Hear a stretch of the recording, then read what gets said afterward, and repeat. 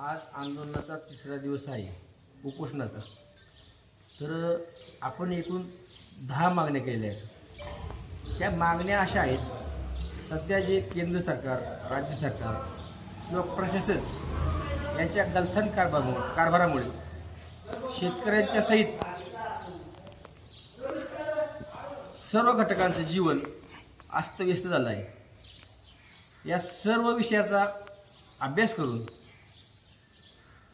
शेतकऱ्यांचे व सर्व समाज घटकातील लोकांचं जीवन किमान कमीत कमी त्रासदायक कसं होईल याचा आपण अभ्यास करून सखोल 10 मागण्या मांडल्या आहेत.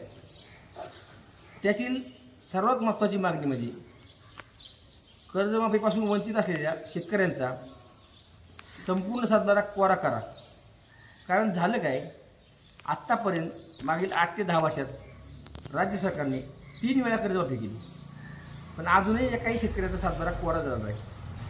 म्हणजे कुठेतरी चुकते. आत्ताही फडणवीस साहेबांनी अतिशय अभ्यास करून कर्जमाफी केली, शेतकऱ्यांना दिलासा द्यायचा प्रयत्न केला, परंतु जशी कर्जमाफीची पहिली यादी आली त्या यादीत आपलं नाव नाही म्हणून राज्यातील 2 शेतकऱ्यांनी आत्महत्या केल्या. म्हणजे कुठेतरी चुकते. सरकार प्रयत्न करते, पण सरकारला वास्तवाचं भान नाही किंवा अभ्यास नाही असं म्हणायला हरकत नाही. कर्जमाफी ज्यावेळेस केली त्यावेळेस मी पहिल्यांदा आवर्जून ऐकलं काय केलं सरकारने.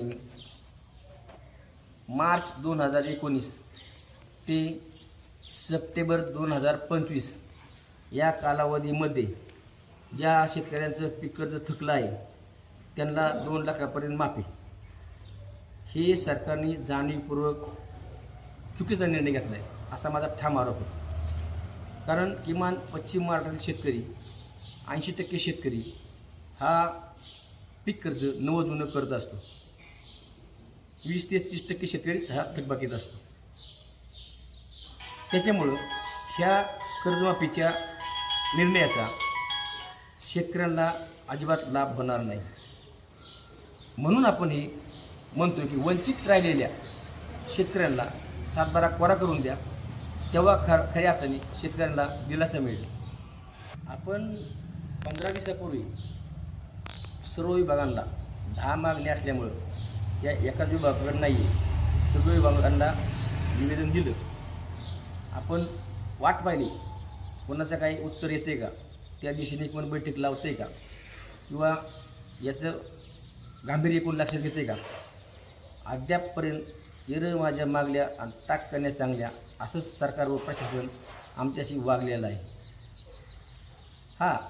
मेलद्वारे वेगवेगळ्या विभागांनी मला तुमचं मागण्यावर पाठवल्या आहेत, आंदोलन स्थगित करावे अशी विनंती त्यांनी केली आहे.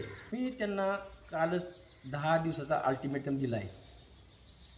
जर 10 दिवसाच्या आत शासनाने न्यायप्रिय व शेतकऱ्यांच्या व समाजाच्या हक्काच्या मागण्या मान्य केल्या नाहीत, ते जर हवेतच राहिलं तर पुढील दिशा 10 दिवसानंतर आम्ही सर्व शेतकरी, सर्व संघटना